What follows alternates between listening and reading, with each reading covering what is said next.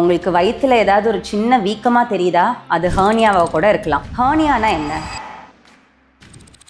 ஏதோ ஒரு தசை தளர்ந்து அது மூலமாக நம்ம குடல் வெளியே இறங்குறது. ஆண்களுக்கும் ஹர்னியா வரலாம், பெண்களுக்கும் ஹர்னியா வரலாம். நம்ம பிறப்புலேயே நம்ம தசை வீக்காக இருந்தாலும் ஹர்னியா வரலாம். ரொம்ப ஹார்ட் ஒர்க் பண்ணுற பர்சன்ஸில் ஹர்னியா வரலாம். இல்லை முன்னாடி பண்ண அறுவை சிகிச்சை மூலமாக அந்த தசைகள் தளர்ந்து போய் ஹர்னியா வரலாம். பட் ஹர்னியாவுக்கு ட்ரீட்மெண்ட் ஒன்று தான், மெஷ் ரிப்பேர்.